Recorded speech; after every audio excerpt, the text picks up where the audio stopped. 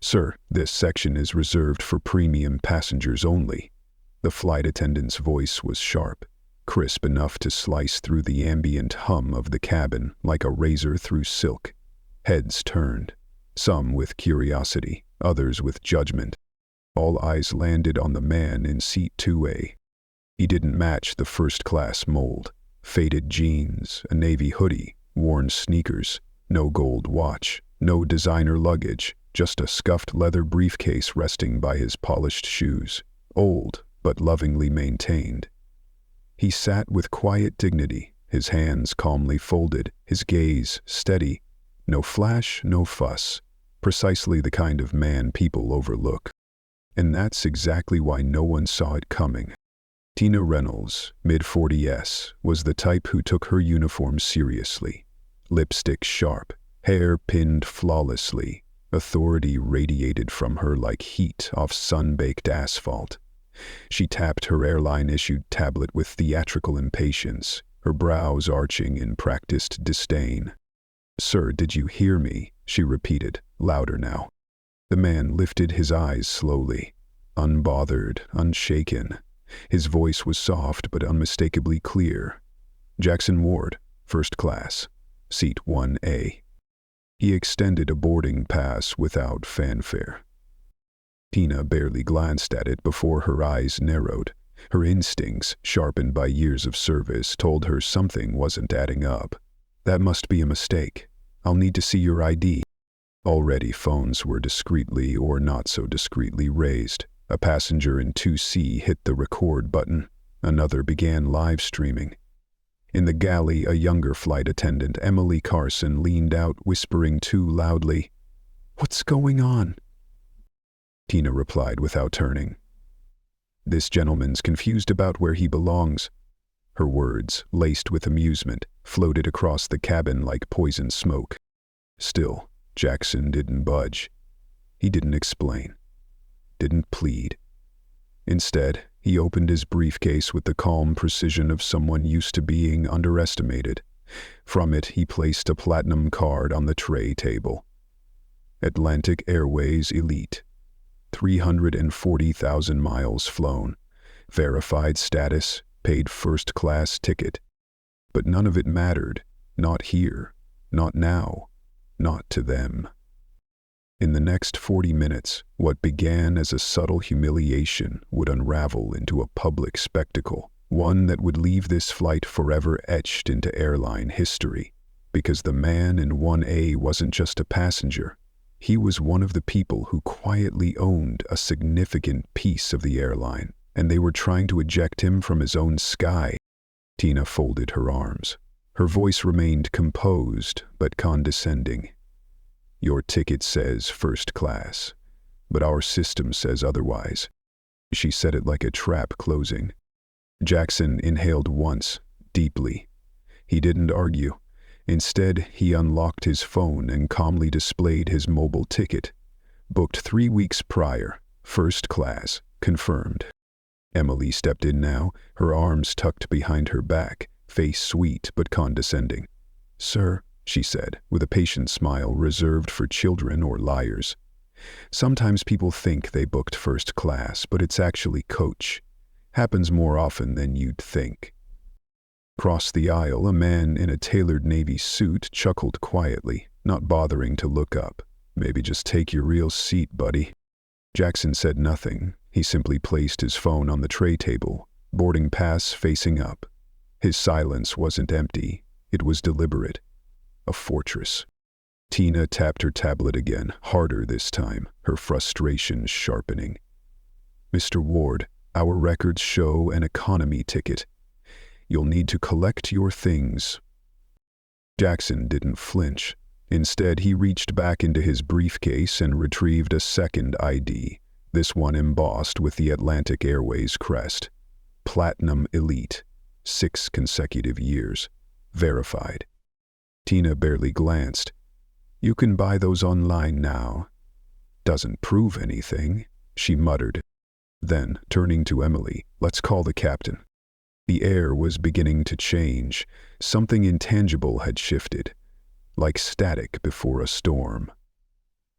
Nearby passengers were no longer just bystanders. They were witnesses. The departure board blinked. Flight 882 to Denver, Gate 36, boarding in 31 minutes. Jackson spoke finally, his voice even calm. I understand there may be a system error. I'm willing to wait while you verify. But Tina wasn't listening anymore. Not really. Not to him. From the galley, Captain Miller stepped forward. His appearance was immaculate, gray hair combed back, uniform pressed with military precision. He assessed the scene in a glance. Hoodie, jeans, sneakers. Just another man pretending to belong.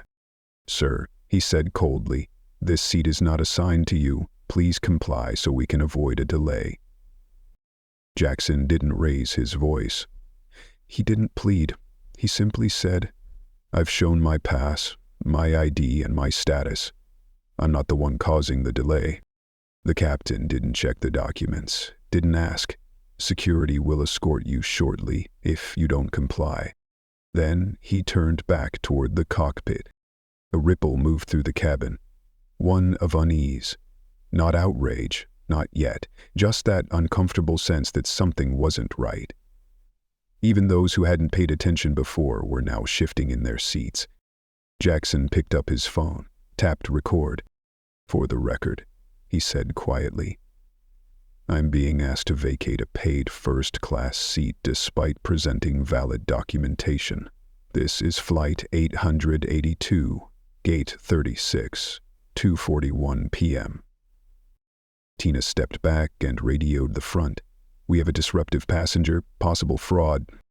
From row 3B, a woman called out, He showed you everything. Why aren't you checking the system again? Tina turned sharply. Ma'am, please stay out of it. But the cabin wasn't silent anymore. Someone muttered, This is getting out of hand. Another voice added, Unbelievable. They're treating him like a criminal. Still, Jackson remained silent. Not because he had nothing to say, but because he knew the battle was just beginning. And sometimes, silence is the loudest protest of all. Gate 36 blinked its final call. Red, urgent, unyielding. Tina's voice crackled again. Security to the jet bridge, passenger refusing to comply. Jackson didn't move. Briefcase shut, ticket face up. Hands folded in his lap like a man at peace in the eye of a storm. But around him, chaos bloomed. Man in 2B leaned toward him. Come on, man, it's just a seat. Don't make this harder than it has to be. Jackson didn't respond. His silence echoed. 2 security officers entered the aircraft. Mike Santos, calm, built like a wall. Lisa Chen, nervous, younger. They stopped at row 1. Sir, Mike said gently, may we see your documents? Without hesitation, Jackson handed over everything. Mike checked them, then checked the tablet, then looked up. This says first class, he said slowly. All of it checks out. Jackson turned to Tina, his voice calm but laced with quiet gravity. Why was this flagged? Tina hesitated, her eyes flickering with something she couldn't mask fast enough. Then came the words, cold, practiced, and heavy with prejudice. Some people know how to manipulate the system. The sentence dropped like a stone into water, its ripples immediate and undeniable. Lisa Chen looked up sharply. A woman in row 3 audibly gasped.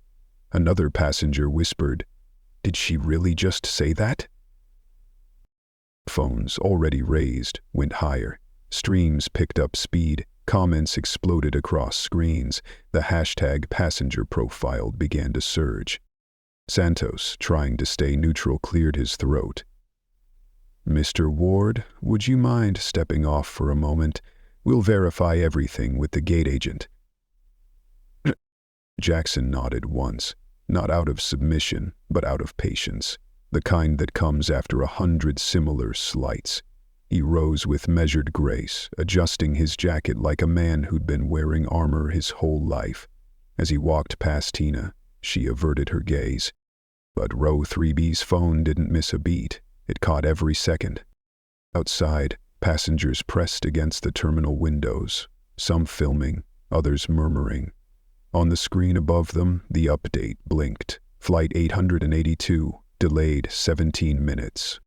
Sandra Doyle, the gate supervisor, arrived with fast, clipped steps. Her tone was curt, professional, but dispassionate. "Seek dispute?"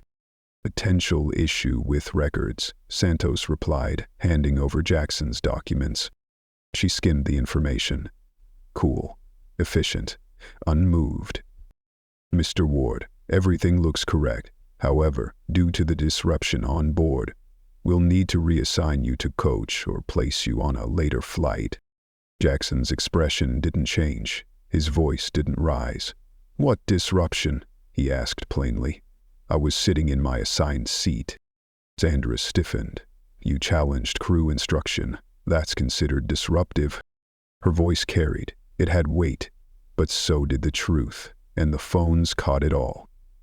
A nearby teenager whispered into a TikTok stream, now surpassing 1,000 viewers. That's when Dr. Linda Monroe stepped forward. Mid-50, still, poised, composed. "Excuse me," she said. "I saw everything. He was calm. He showed all his documentation." Sandra cut her off briskly. "Ma'am, this doesn't concern you." But it did, and the crowd around them knew it. Someone nearby whispered, "This is unbelievable." Another voice added, "They're actually kicking him off." The air felt charged, oppressive, as if fairness itself was gasping for breath. Jackson turned to Sandra. "I'd like to speak with your district manager." Sandra gave a dismissive laugh. "You can file a complaint, like everyone else." Jackson didn't flinch, but his phone buzzed. He glanced down. A message flashed. "Board meeting moved to confers RMA. We're ready." Dr. Monroe noticed. Her eyes narrowed. Who was this man? She didn't have to wait long. The crowd continued to swell. The terminal now felt less like a departure zone and more like a courtroom, with every camera an eye, every viewer a witness. Sandra returned the documents, her tone colder than before. "Your options haven't changed. Coach or the next flight." Jackson didn't respond immediately. He scanned the onlookers, not with defiance, but with a calm, analytical gaze that belonged to someone used to boardrooms, not boarding zones. He reached into his pocket and unlocked his phone. The screen lit up with a name, Boardroom Live. He tapped out a reply, brief, strategic, hold 15, situation active. Dr. Monroe stepped closer, whispering, "That meeting. You're not just another passenger, are you?" Jackson gave the faintest of nods, his gaze never leaving Sandra. "I'd like to escalate this," he said again, "to your district manager." Her practiced smile faltered for the first time. "There's no one above me on site," she snapped. "You can file a complaint online like everyone else." From the crowd, someone whispered, "That guy's not normal." Nearby, a businessman feverishly typed on his laptop, trying to appear casual. A teen's stream broke 1,500 viewers. The story was no longer just viral. It was a wildfire. Jackson checked his watch, a sleek, heavy timepiece. Not for show, not for status. It was the kind a man wears when he doesn't need to prove anything. He looked up at Sandra. "In about 5 minutes, you're going to get a call. I suggest you take it." Sandra scoffed. "Is that a threat, Mr. Ward?" "No," he said, his voice soft. "Just a heads up." 836 had transformed. It wasn't a checkpoint anymore. It was a stage, a theater of injustice playing out in real time. Someone nearby muttered, "This is better than Netflix." Captain Miller reappeared, irritation etched across his face. "What's the holdup?" Sandra didn't even look up. Passenger refuses reassignment. Coach or nothing. The innkeeper's face cracked in an angry mutter, almost, if not quite. Miller barked, "We need to move this flight."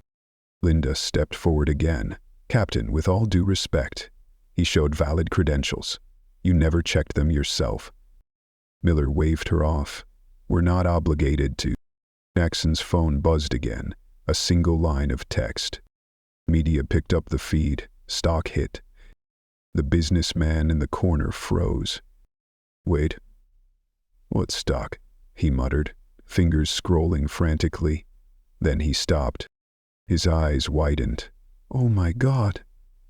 "Ward Holdings." Another passenger leaned in, stunned. "Ward Holdings? They own Wait Airlines." The captain turned slowly to Jackson. What's going on?" Finally, Jackson opened his briefcase. Calm, measured. He pulled out a slim leather card holder and selected a single card, handed it to Sandra. She read it, her face drained of color. Jackson Ward, Chief Executive Officer, Ward Holdings International. Her breath hitched. Dr. Monroe, peering over her shoulder, gasped. "Oh no." People just tried to throw the owner off the plane. The crowd pushed closer. The air was electric. Phones trembled in their holders. Viewers watched, breath held. Sandra looked up at Jackson. Her voice, once firm, now wavered. "Mr. Ward, I had no idea." Jackson's response was soft, but surgical. "Is that the problem?" A ripple moved through the onlookers. The silence was deafening. Captain Miller looked down. Sandra stood frozen. Jackson turned to Linda. "Thank you." Then his phone buzzed again. Another message. "Atlantic HQ, calling Gate 36 now." Right on cue, Sandra's radio crackled. "Supervisor Doyle, line 2, priority from HQ." She stared at Jackson, hands trembling. He adjusted his sleeve. "Put it on speaker," he said. The crowd leaned in. Sandra did as instructed. The voice was unmistakable, sharp, furious. "Doyle, this is Angela Ross from the CEO's office. Is Mr. Jackson Ward with you right now?" Sandra nodded, barely finding her voice. "Yes, he's right here." "Put him on." Jackson took the receiver. Calm, clear. "Angela." "Jesus, Jackson, what the hell is happening?" "I was removed from a paid seat," he replied, slowly. "Denied service. Disrespected by staff. It's all being live-streamed. Your share price has dropped 1.7% in the past hour." A silence. "Then we'll fix this." Jackson's voice didn't shake. "You'll fix more than this. Because this isn't just about me." He handed the radio back to Sandra, then turned to the dozens watching. "This is about how systems fail when assumptions lead, about how bias costs more than money, it costs trust." Captain Miller looked down. Sandra didn't say a word. Jackson turned to Dr. Monroe again, eyes warm. "Thank you for speaking up," Jackson said quietly. Linda Monroe blinked. "Most wouldn't." Jackson gave a faint nod. "That's why it matters." There was a beat, quiet but alive with meaning. Linda's expression softened, visibly moved. "Are you going to sue them?" she asked gently. Jackson didn't hesitate. "No, I'm going to reform them." And just like that, the air shifted.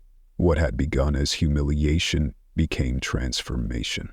The man they'd tried to diminish wasn't just boarding a plane. He was rebuilding a culture. Right there in real time. 836 had gone still, but not silent. Phones were still raised, live streams still active. But now they weren't waiting for a spectacle. They were waiting for change. Sandra's radio buzzed again, slicing through the hush.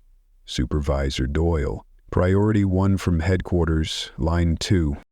She froze. A single bead of sweat traced down her temple. Her face paled, hands shook. She glanced at Jackson. He didn't.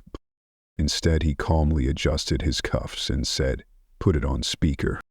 30 pairs of eyes burned into her. She hesitated for half a second, then tapped the device. The voice was sharp, clear, and cold. "This is Angela Ross. Office of the CEO. Is Mr. Jackson Ward present?" Sandra's voice cracked. "Yes. He's right here. Put him on." Jackson stepped forward, composed. "Angela, I assume you've seen the streams." "We have. It's everywhere. Twitter, TikTok, Facebook. Even CNBC just picked it up. Our stock is down 1.7% and falling." He looked up, not at Sandra but at the crowd, at the faces that were now part of this moment. Some were whispering, others were covering their mouths. No one looked away. Sandra's hands trembled. "This qualifies," Jackson said slowly, "as a material incident. Section 14.2 of the shareholder agreement. I'm invoking the governance review clause." Angela's breath caught audibly through the line. "Jackson, please tell me this is fixable." He didn't respond immediately. Instead, he let the silence stretch. He looked at Sandra, at Captain Miller, at every single phone aimed at him. "Looking at..." And then Linda Monroe stepped forward again, her voice resolute. "People deserve to know how they're treated when no one's watching. Except, today, everyone is." A man in a blazer added, "I've been a platinum flyer for 9 years. I've never seen anything this blatant." A college student raised her hand, her voice trembling. "They didn't even scan his pass before calling him a fraud." The streams lit up. Comments poured in. "This isn't a mistake. It's a mindset. They tried to erase him because of how he looked. Owns them. And they didn't even look." Angela's voice returned. Lower now. Controlled. "What do you need, Jackson?" He paused again, let the silence breathe, and then he spoke. "Transparency. Accountability. Immediate corrective action." Captain Miller took a step forward. "This was all just a misunderstanding." Jackson cut him off, crisp and measured. "No, Captain. This is what happens when power stops listening." A murmur of agreement spread. Some people nodded, others clenched their jaws. Jackson turned back toward the speaker. "All draft terms. You'll review them within the hour." Angela exhaled. "Understood. You'll have full cooperation." But Jackson wasn't finished. "There is no but, Angela," he said, gently but firmly. "I'm not asking. I'm protecting your company from itself." Sandra slowly lowered the radio. Her shoulders sagged, the realization sinking deep. Around her, people stared, not with hate, but with truth. A man by the window finally spoke. "I canceled 2 meetings for this flight, but this, worth every minute." Laughter rolled across the gate, not mockery, but release. For the first time since this began, it felt like justice had taken root. Jackson allowed himself a breath. Then he turned to the crowd. "This is no longer about me," he said. "It's about every person who was treated like they didn't belong, despite paying the same price, despite earning their place." A hume of agreement passed through the terminal. Gate 36 had become something else entirely. A place of reckoning. Angela's voice returned. "Jackson, tell me exactly what you're asking for." He stepped forward, steady, calm, each word deliberate. "I want 5 things, and I want them within 72 hours. He raised one hand, lifting a finger. Palmed. "Immediate termination of the crew involved, Captain Miller and flight attendant Tina Reynolds. No transfers. No warnings. Dismissed with cause. Sandra's lips parted. Miller backed up. No one spoke. 2, Jackson continued. Mandatory bias and empathy training.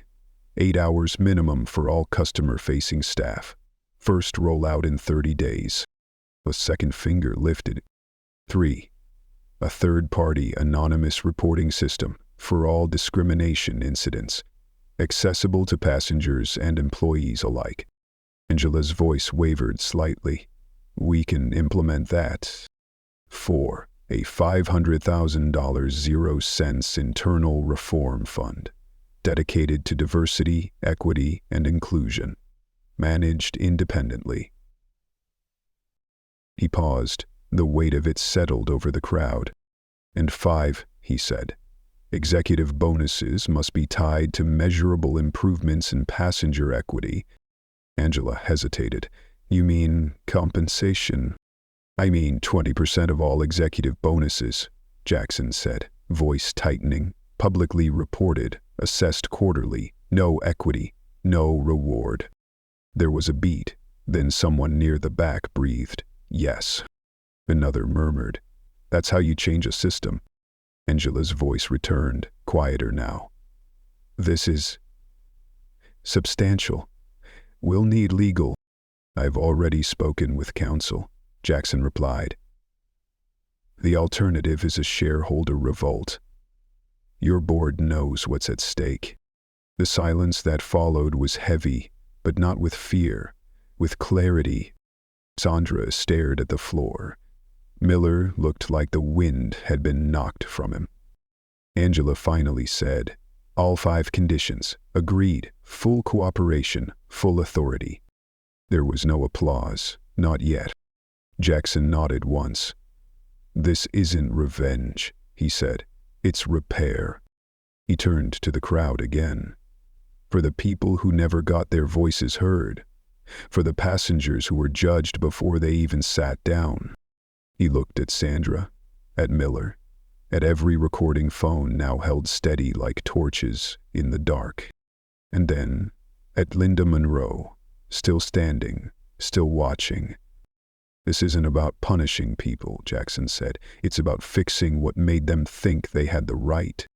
From the back of the gate, a slow clap began, then another, then more. It grew. Louder. Not applause for a man, but for a moment, for justice. By the time the wave of sound reached Jackson, it wasn't noise, it was relief, it was belief, it was change. And somewhere down the terminal, a gate agent whispered, barely audible beneath the applause. He just rewrote the rule book, and he never even raised his voice. Jackson glanced at his watch one last time and murmured, 30 minutes late, right on schedule. Behind him, the gate monitor blinked once more. Flight 882, now boarding, Group 1. 72 hours later, the skies looked unchanged, but what moved beneath them had transformed. In a sleek Chicago office with glass walls that stretched toward the lake, Jackson Ward sat quietly. The calm was misleading. This was not peace. It was precision. On his desk, a single folder lay open, the cover, Atlantic Airways Compliance Report, Priority. His assistant, Maria, entered silently, placing the last document beside his untouched coffee. Termination letters finalized yesterday, she said. Tina Reynolds and Captain Miller, both dismissed. With cause. Sandra Doyle reassigned to training oversight.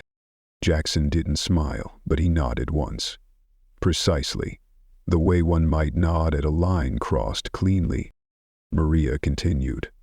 Training modules launched at 6:00 a.m. today. Every customer-facing employee is now required to complete bias certification within 30 days. And the anonymous reporting dashboard, already logging cases. He flipped through the report. Screenshots of onboarding interfaces, confirmation emails, internal memos. One photo showed a bold new poster at every terminal gate. Dignity is not optional. The media hadn't been quiet. Headlines surged across platforms. Atlantic Airways turns crisis into culture shift. CEO's silent showdown sets new industry standard. 836, where reform took flight. But Jackson had declined every interview, not from fear, from focus. The work wasn't done. On his screen, a timeline chart pulsed, red lines tracking outrage, blue lines marking solutions. The lines hadn't intersected yet, but they were bending toward one another. Another monitor showed the airline's stock up 3.2% since the public apology. Investors preferred stability, but they respected conviction more. Maria returned with a subtle smile. Public sentiment is overwhelmingly positive. 6 airlines have requested access to the training modules. He looked up. They want it licensed? No, she said. We're offering it open source, through the Ward Foundation. Jackson nodded again. Good. Then he opened a second file, a detailed log of complaints from the last 48 hours, verified, time-stamped, already under review.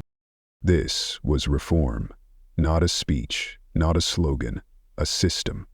One that tracked, measured, and held itself accountable. He leaned back in his chair, not with relief, not with victory, but with readiness. Maria lingered. Do you regret how public it became? Jackson's eyes flicked to the screen behind her, a paused live stream still pinned to his feed. 400,000 views, tens of thousands of comments. This happened to me too. Finally, someone said it out loud. No, he said simply. It was never about being seen. It was about making sure the right people were forced to look. Maria nodded, then stepped out. Jackson stood and walked to the window. Below, Chicago moved. Steel, water, lives intersecting like flight paths. Flight 882 had taken off 51 minutes late that day, but it had landed on time. Somehow that felt poetic. A new billboard outside O'Hare now faced incoming travelers. Jackson could barely make it out, but he knew the words by heart. Respect isn't a reward, it's the ticket. His phone buzzed again. An email from Angela Ross. Subject: full implementation, timeline attached. Thank you, Jackson. You didn't just challenge us. You redefined what leadership looks like. He closed the message without reply, not out of coldness, but closure. Systems forget names, but rebuilt correctly, they remember the rules. And this one, it was just beginning. 2 months later, Memphis, Tennessee, the National Civil Rights Summit. The auditorium buzzed, filled to the last row. Over 800 in person, thousands more watching the live broadcast. At the podium stood Jackson Ward. No teleprompter, no marketing banner, just one stark title behind him. Transportation Equity and the Future. He scanned the crowd. Lawmakers, CEOs, activists, pilots, janitors.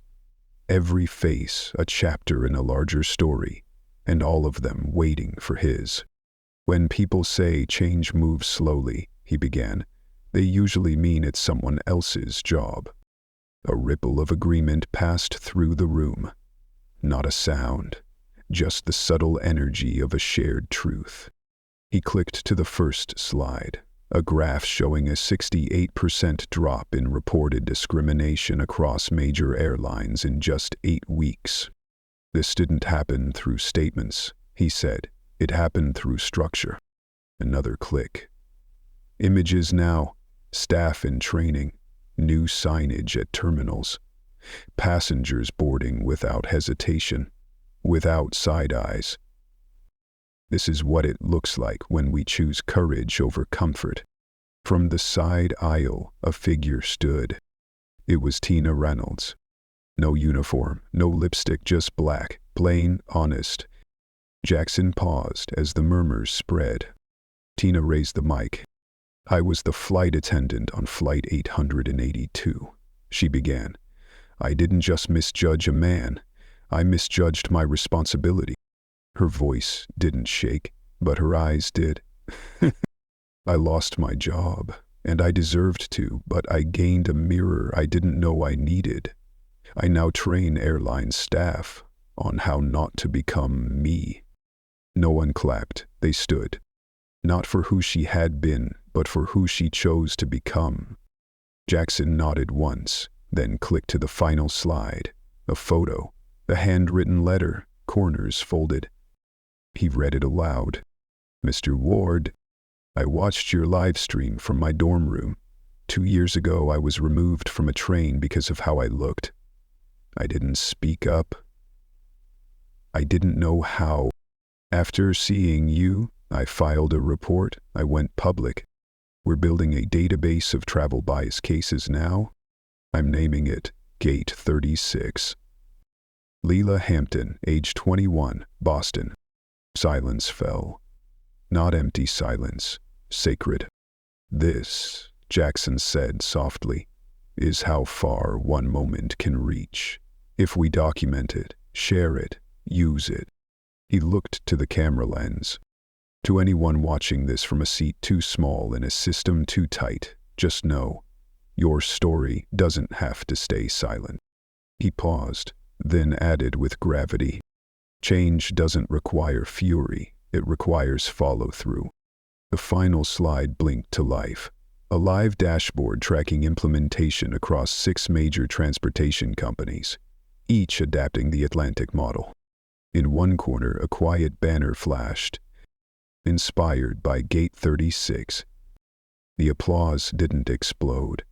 It grew, wave after wave, not as celebration, but as conviction. Outside the auditorium, a group of high school students waited by the exit. One held a sign in bold black Sharpie. Mr. Ward, you gave us tools, not just words. As Jackson stepped down from the stage, someone asked, would you ever consider running for office? He smiled, just enough to soften the question. No, he said. I'm not here to campaign.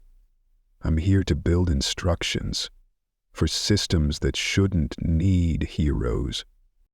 Then he walked toward the students, toward the next chapter, not with a mic drop, but with a hand extended. His real change doesn't go viral. It goes forward. And for those who stayed through the story, not just to watch, but to feel, thank you. Your time meant more than any number ever could.